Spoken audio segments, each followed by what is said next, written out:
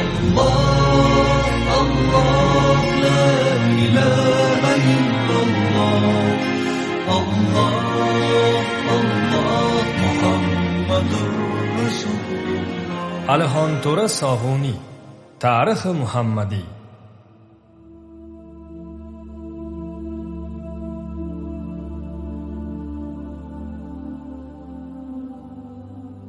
Payg'ambarimizning nasablari va tug'ilishlari.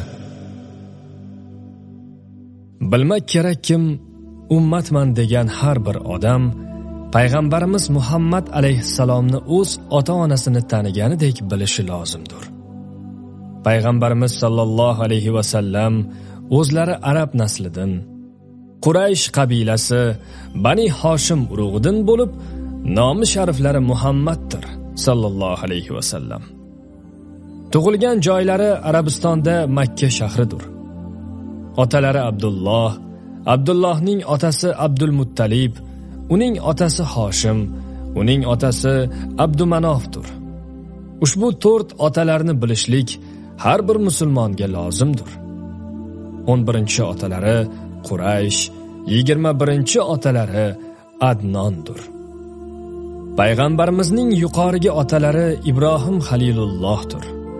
Onalarining otlari Ominadir. Payg'ambarimiz ota-onadan yolg'iz tug'ilgan to'ng'ich o'g'ildir. Chunki payg'ambarimiz ona qornida 2 oylik bo'lgan chog'larda otalari Abdulloh Shom safariga ketayotib, Madina shahrida vafot topdilar. Yoshlari 30 ga yetmagan edi. Payg'ambarimiz sallallohu alayhi va sallam Hazrati Iso alayhissalomdan 571 yil keyin tug'ildilar. U zamonda Eron mamlakatida mashhur No'shravon Odil podshoh edi. Odil podshoh zamonida tug'ildim degan so'zlari marviydir. Rabiul Avval oyining 12-kuni dushanba kechasi sahar vaqtida dunyoga keldilar. Ona qornida yotishlari, onadan tug'ilishlari boshqa bolalardek bo'lmadi. Chunki onalari Omina og'ir bo'y xotinlardek qursoq og'irligini sezmadi. Yuklik xotinlarga bo'ladirgan badan og'irchiliklarning hech birini bilmadi. Ona qornida 6 oylik bo'lganlarda Xudoning do'sti oxir zamon payg'ambariga yuklik bo'lding deb Ominaga tushlarida bashorat bo'ldi. Bu muborak o'g'il tug'ilgan so'ngida oti Muhammad bo'lsin deyildi. Tug'ilish oy kunlari tamom bo'lganda Allohning qudrati bilan Hazrati Maryam Fir'avnning xotini Hazrati Osiyo va boshqa bir necha hur qizlar bilan doyalikka hozir bo'ldilar. Bola tuqqan xotinlardek odatdagi to'lg'oq tortish, qursoq og'rig'i, qon kelishiga o'xshash narsalardan hech biri bo'lmadi. Payg'ambarimiz tug'ilganlarida poklik, tozalik bilan vujudga keldilar.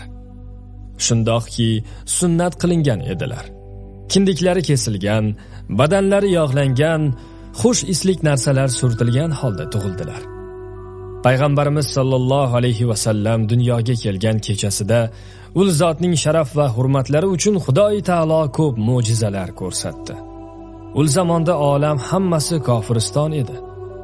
O'tgan payg'ambarlarning ko'rsatgan haq dinlaridan odamlar adashgan edilar. Arab mushriklari tarafidan Baytullohga 360 dona but osilgan edi. Arablarning har bir urug'i o'zlariga atab Baytullohga bir donadan but osib qo'yishni odat qilgan edilar. Mana shu butlar payg'ambarimiz tug'ilgan kechada hammalar yuztuban yiqilib yerga tushdi. Ertalab kelgan kofirlar bu holni ko'rib hayron qoldilar. Va ham ona qornidan yerga tushgan chog'larda bir nur paydo bo'ldi. Uning yorug'ligidan Shom viloyatidagi Busro degan shaharning saroylari ko'rindi. Makka shahri bilan buning oralig'i 50 kunlik yo'l edi. Hozirgi Eron xalqi u zamonlarda hammalari otashparast kofir edilar. Tutgan dinlari esa majusiylar dini, o'tparastlik edi. Bularning otashkada, ya'ni ibodatxonalardagi 1000 yillab uzun zamonlardan beri o'chmay yonib turgan hisobsiz o'tlari payg'ambarimiz ona qornidan tushgan chog'larda o'chib qoldi. Yana ul mamlakatda Sova degan bir ko'l bor edi. Shul kechada yerga singib ketib, Samova degan cho'ldan qaynab chiqdi. Ul cho'l suvga mo'l bo'ldi, ko'lga aylandi. Mana shunga o'xshash u kechada bir necha turli mo'jizalar paydo bo'ldi. Kim agar ularning hammasi bu o'rinda yozilsa, bir kitob bo'lar. Endi bu joyda aytganlarimiz daryodan bir cho'mich, xirmondan bir hovuch misoli bo'lsa ham qolganlarga ishorat, mo'minlarga bashoratdir. Payg'ambarimiz tug'ilganlarini anglagach, bobolari Abdulmuttalib hammadan ortiqroq suyundi. Yoshligida o'lib ketgan bolasi Abdullohdan yodgor qolgan yolg'iz o'g'lim Muhammad deb ko'p suyar edi.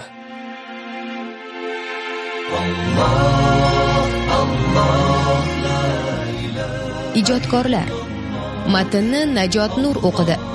Badiiy bezak ustasi Nodirbek Umarov. Montaj ustasi Iroda Mamarajapova. Badiiy maslahatchi O'zbekiston Xalqaro Islom akademiyasi xodimi, islomshunos Abdulhamid Zayriyev. Prodyuser Ikrom Ulug'boyev. Muhammadur Rasululloh.